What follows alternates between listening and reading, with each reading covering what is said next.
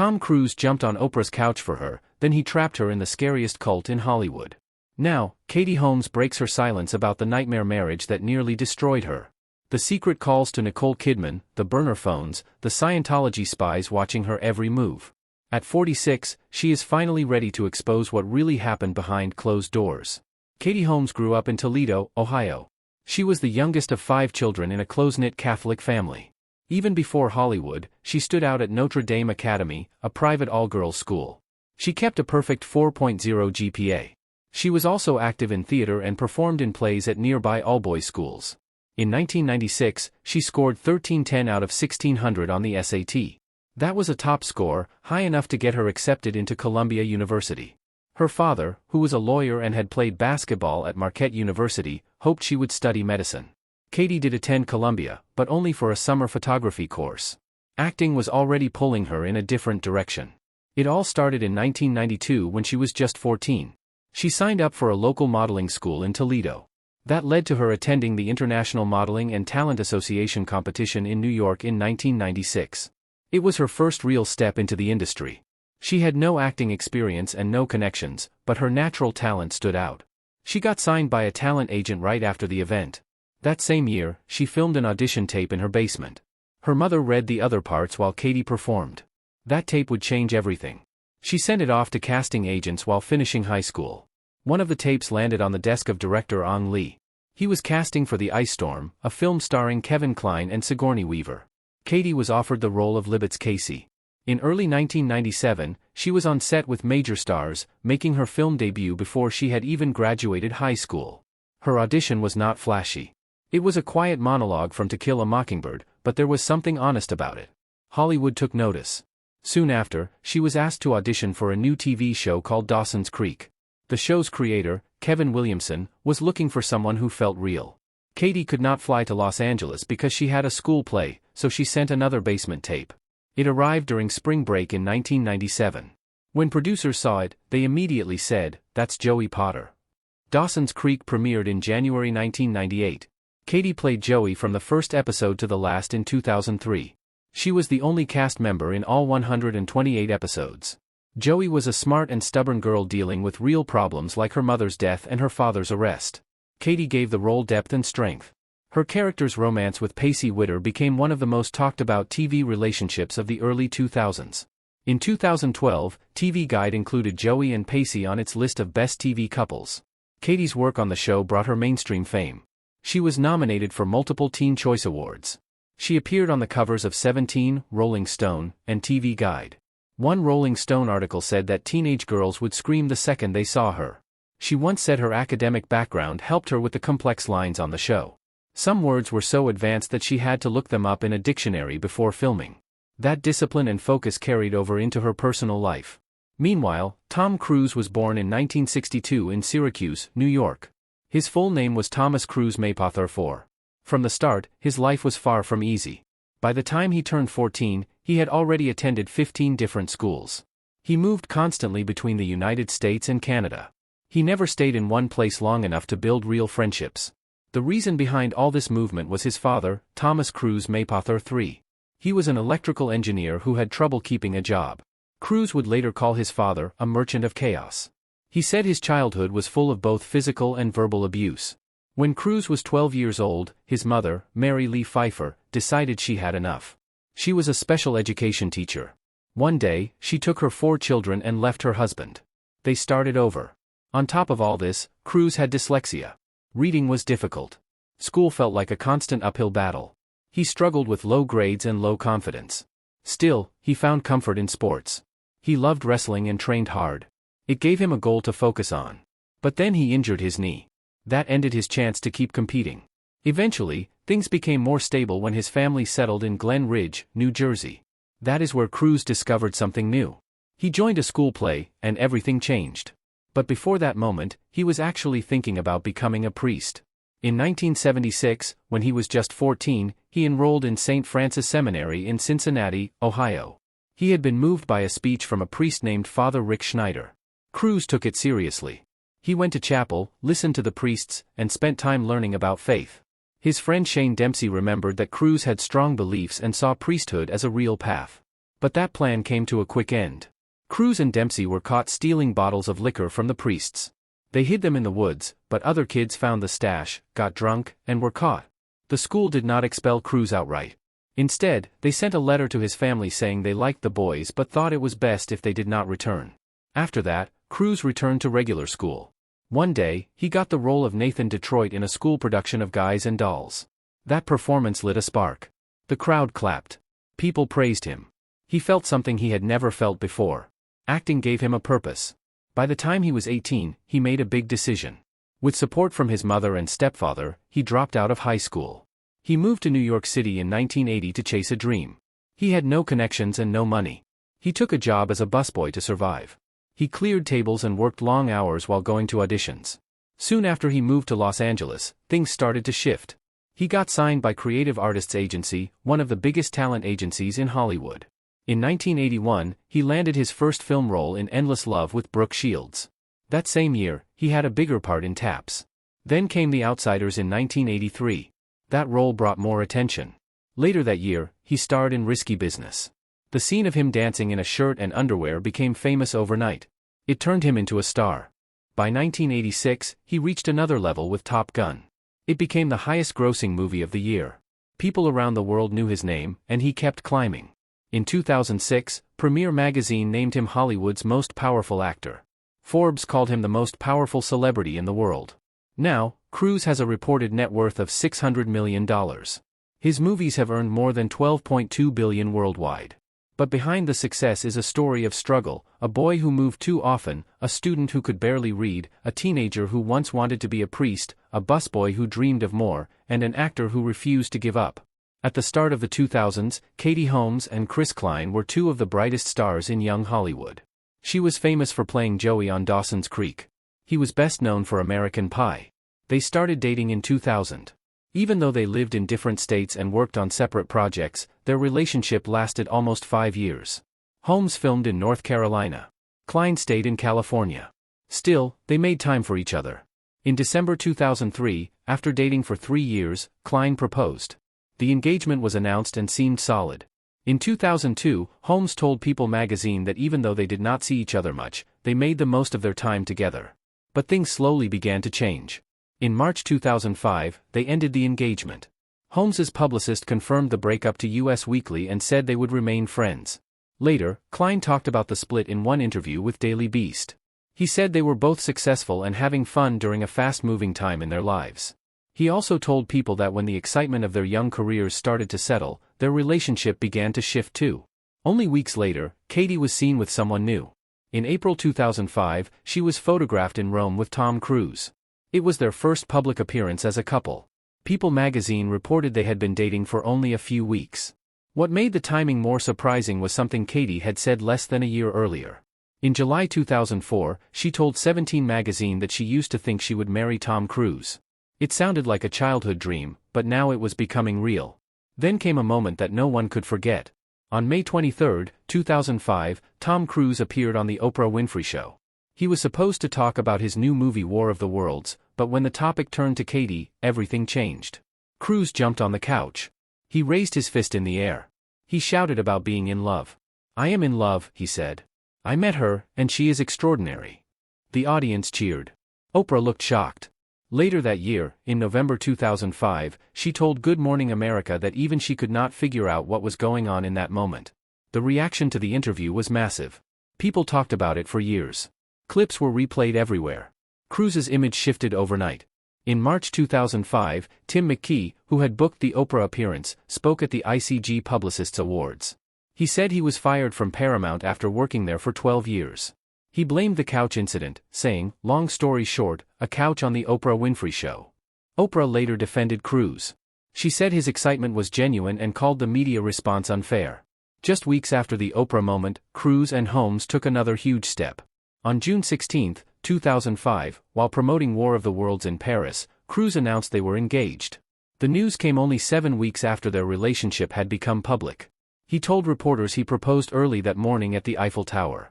Holmes sat beside him, wearing a large diamond ring. Cruise said he had not slept and called it a magnificent day. He said Paris was romantic and that he had never been to the Eiffel Tower before. Reporters asked if it was the most special time he had ever had in Europe. Cruise said yes without hesitation. Even Dakota Fanning, his co-star in War of the Worlds, was there. She said Tom and Katie were the nicest people and that she hoped they would have the happiest marriage. The engagement surprised everyone. Just 3 months earlier, Katie had been engaged to someone else. 2 days before the proposal, on June 13, 2005, she also confirmed she was converting to Scientology. At the Batman Begins premiere, she said she was taking courses and had started auditing. In an interview with W Magazine, she said it was exciting and helpful. All of this, ending one engagement, starting another, joining a new religion, happened in less than 90 days. It made their romance one of the fastest and most talked about relationships in Hollywood. Then came another milestone. On April 18, 2006, exactly 1 year after their first public appearance, Katie gave birth to their daughter Suri. The baby was born at St. John's Health Center in Santa Monica. She weighed 7 pounds and was 20 inches long. Holmes's pregnancy had been announced back on October 6, 2005. Cruise's spokesperson had said they were very excited. Even before she was born, Suri was already in the headlines. Cruise had bought a sonogram machine to keep at home. That raised questions from doctors and the public. After Suri's birth, the couple kept her out of the spotlight for 6 months. No one saw her. Then, in October 2006, she appeared on the cover of Vanity Fair. That issue sold over 70,000 copies. In the interview, Cruise said they had picked the name Suri before they knew the baby's gender. He said the name meant red rose in Persian. Tom Cruise's journey into Scientology started in a quiet but life-changing way. In late 1985 or early 1986, he began dating actress Mimi Rogers. She was the daughter of a devoted Scientologist and introduced Tom to the religion early in their relationship. They got married on May 19, 1987, but while the marriage was short-lived, the introduction to Scientology left a lasting mark. Years later, former Scientology executive Marty Rathbun admitted the church played a role in ending the marriage. He said, "I participated in the Mimi divorce," and explained that both Mimi and later Nicole Kidman had grown distant from church leader David Miscavige. Rathbun claimed Miscavige did not want them around. Mimi later joked that the marriage ended because Tom was thinking of becoming a monk. She said he believed he had to stay celibate to protect his instrument. That was the beginning of a relationship between Cruise and Scientology that has lasted more than 30 years. The world really started paying attention in June 2005. That is when Tom appeared on NBC's Today Show for an interview with Matt Lauer. What began as a normal conversation quickly turned into one of the most intense celebrity interviews in TV history. Lauer brought up Tom's comments about Brooke Shields.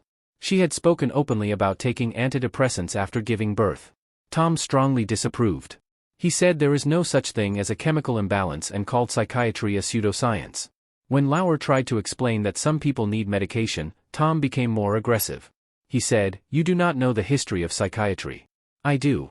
For 14 minutes, he spoke about medication, electric shock therapy, and how Scientology believes in treating the mind without drugs. Nearly 2 decades later, Brooke Shields shared her side of the story in her 2025 memoir. She said Tom came to her house and apologized.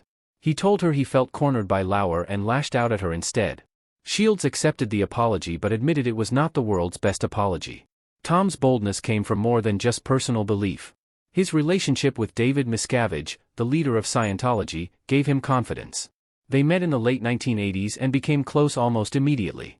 Miscavige was Tom's best man at his wedding to Nicole Kidman in 1990 and again at his wedding to Katie Holmes in 2006. People inside the church described their bond as intense. They smoked cigars, played tennis, and even went skydiving together. Tom's former chef, Siner Parman, said, "It was who could outdo the other." He even got DM parachuting with him. Some said Tom saw Miscavige as a role model. The church reportedly gave Cruise his own private villa at its secretive Gold Base headquarters in California. But not everyone believed the friendship was real. John Brousseau, a former church official, said Miscavige often mocked Cruise behind his back. Others claimed the church kept Tom close because of his fame, his money, and the attention he brought. In January 2008, something happened that changed everything. On January 17, a 9-minute Scientology video featuring Cruise was leaked online. It had been filmed in 2004 when Cruise received the church's Freedom Medal of Valor. In the video, set to dramatic Mission Impossible music, Tom made bold statements. He said Scientologists were the only ones who could help in an emergency. He claimed they were the true experts on the mind and on drug recovery. The church tried to remove the video by sending copyright takedown notices. They said the clip was a stolen and edited version of a private 3-hour event. But the damage was done. Instead of disappearing, the video exploded online. It sparked ridicule and anger. In response, the hacker group Anonymous launched Project Chronology. They attacked Scientology's websites and released a video that said, "We are anonymous. We are legion. We do not forgive. We do not forget. Expect us." While all this was happening, another story was unfolding. In April 2005, Tom began dating Katie Holmes. Just 2 months later, on June 13, 2005, Katie announced that she had joined Scientology. She said it at the Batman Begins premiere. The news shocked her friends and family. Katie had been raised Catholic. Her sudden change confused the people who knew her best. Her childhood friend, Kara Som, said it caused deep rifts in her family. Just 3 days later, Tom proposed. Not long after that, Katie did an interview with W Magazine, but it was not a regular interview. A Scientology representative came with her and controlled the questions. That person had the power to block anything they did not want asked. Katie's words were carefully managed. This was not how she used to do press. Scientology's presence in her life was growing fast. Her family became more and more worried. Angela Deshot, a friend from back home, said, "It was so bizarre. We were all shocked. But when you are besotted with someone, I guess you will do what they want." Katie's parents were devout Catholics. They did not like the direction things were heading. Kara Som said, "I know her parents had an issue with it. I do not think they were very happy." Katie rarely came back to Toledo after that. Her relative, Thomas Higgins, said, "She used to babysit for us. Now she only comes back for funerals. We only see her on sad occasions." On November 18, 2006, Tom and Katie got married at the Odescalchi Castle in Bracciano, Italy. The castle dated back to the 15th century and had ties to the Borgia family. The wedding was a 3-day event. It began with a dinner at Tom's favorite restaurant in Rome on November 16. On the wedding day, there were flag bearers in Renaissance outfits and hundreds of candles in the castle's armory. Katie wore an ivory silk gown designed by Giorgio Armani. More than 150 guests attended, including Jim Carrey, Jennifer Lopez, and David Beckham. Andrea Bocelli sang at the reception. They served a 5-tier white chocolate cake. The whole event was a media spectacle. But not everyone saw it as a celebration. Leah Remini, who left the church later on, called the wedding a public relations stunt to promote Scientology. She believed the ceremony was as much about the church as it was about the couple. Katie Holmes was living in a world that did not feel real anymore. Every part of her life was being watched. According to Marty Runn, who once held one of the highest positions in Scientology before leaving in 2004, Katie was monitored like she was under the Stasi, which was East Germany's secret police. It wasn't just a figure of speech. People around her were always reporting on her. Even Tom Cruise's own staff, including his sisters, were said to be more afraid of Scientology leader David Miscavige than they were of Tom. For 15 years, they passed on every detail of Tom's life to Miscavige. Katie had no privacy. She was always under watch. Her fear grew stronger when she learned that Cruise wanted to send her to a Scientology compound called Gold Base. It is located in Gilman Hot Springs, California. The place is huge, about 200 hectares, and is used to train the most loyal members. It is far from the public eye and tightly controlled. That was the final push. Katie decided she had to leave, but it couldn't be rushed. It had to be done in a way that no one saw coming. In mid-June 2012, while she was in China, she started planning her exit. Her team gave her several disposable phones. These burner phones helped her contact her lawyers in New York without anyone tracking the calls. She used the phones for legal advice and also reached out to Nicole Kidman. Nicole had gone through a similar divorce from Cruise in 2001. The two talked more than once. Nicole told her to stay strong and be careful. The phones were swapped out regularly to avoid detection. By the time she called Cruise in Iceland on June 28 to say the marriage was over, she had already hired 3 law firms in 3 different states. Tom didn't see it coming. Neither did the church. Insiders later said this was one of the worst moments in Scientology's history. 2 months before filing, she made another quiet move. She suddenly fired Isabella Cruz from her fashion label, Holmes & Young. Isabella was Tom's adopted daughter with Nicole Kidman. She had been working closely with Katie and even called her mom. The firing surprised everyone. There had been no sign of conflict, but after the divorce filing, the reason became clear. Isabella's presence gave Scientology access to Katie's business and personal life. Removing her cut off that link. It was a clean break, and it was planned. When it came time to file for divorce, Katie chose New York instead of California. That wasn't random. It was a smart legal decision. In California, courts are more likely to allow joint custody. In New York, judges are less flexible. If parents don't agree, the court usually picks one. Katie wanted sole custody of Suri. She knew New York gave her a better chance. Lawyer Joshua Foreman explained that New York courts don't like forcing joint custody. On top of that, Katie was allowed to file with an anonymous case name, keeping things private. In California, everything would have been public. A few weeks earlier, she had even rented an apartment in Manhattan. The reason she gave was privacy, but she was building her case quietly. She didn't do all this alone. In the months leading up to her move, Katie reached out to people who had left Scientology. She connected with people who had seen the system from the inside. One of them was Jenna Miscavige Hill, the niece of David Miscavige. Jenna had left the church and had become a strong critic. After the divorce filing, she released a message supporting Katie. She said growing up in Scientology had been mentally and sometimes physically abusive. As a mother, she said she stood with Katie and hoped she stayed strong. Katie also kept in contact with Nicole Kidman. Nicole had lost contact with her adopted kids after her divorce from Cruz. Katie didn't want the same thing to happen with Suri. According to US Weekly, the two had been talking in the weeks before the divorce. Nicole told her to hang in there and said she knew how hard it could be. Shockingly, the divorce settled within 11 days of filing. The financial side of the divorce was shaped by a prenup. Holmes didn't receive any spousal support from Cruz's $250 million fortune, but she did secure $400,000 per year for child support. That is around $33,000 every month until Suri turns 18. Over time, that adds up to $4.8 million.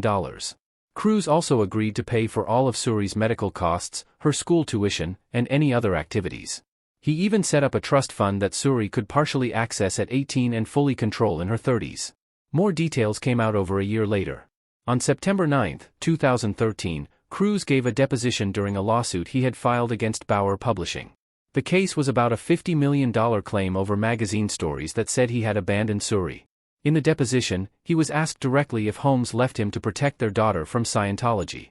He answered that was one of the assertions, yes. It was a rare moment where Cruz publicly admitted that his religion played a role in the divorce.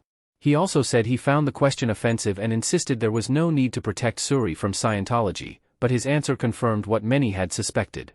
Holmes had been involved in the church during their marriage but left it as soon as she filed for divorce.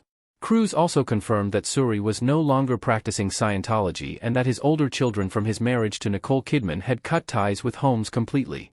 That deposition revealed something else. Court documents filed on November 6, 2013, showed that Cruz had not seen Suri for 110 days after the divorce. He claimed they talked on the phone nearly every day, but during those months, he was seen at bars and on vacation. It didn't go unnoticed. People started to question how present he really was in his daughter's life. Another emotional moment came in 2015. On November 3, Leah Remini appeared on Good Morning America and talked about Holmes. Remini had spent nearly 30 years in Scientology and left in 2013. Watching Holmes and Suri living freely outside the church moved her deeply. "I'm touched by it," she said, "because I know now she did what she did, leaving Scientology in the way that she did because she had to protect her daughter, which in a way connects us now." Her voice cracked as she said it. It was a rare moment of shared understanding between two women who had walked away from the same powerful system. Even before the divorce, Holmes had shown she was willing to stand up for herself. On March 1, 2011, she filed a $50 million lawsuit against Star magazine. The tabloid had run a cover story with the headline "Addiction Nightmare Katie Drug Shocker" along with an unflattering photo. Her legal team said the cover suggested she was a drug addict and that it damaged her reputation. The case was settled on April 27, 2011. As part of the agreement, Star published an apology on the front page of its May 9 issue. It said the magazine did not intend to suggest Katie Holmes was a drug addict or was undergoing treatment for drug addiction. The publisher, American Media Inc., also made a donation to Holmes's chosen charity, the Dizzy Feet Foundation, which supports dance education for underprivileged kids.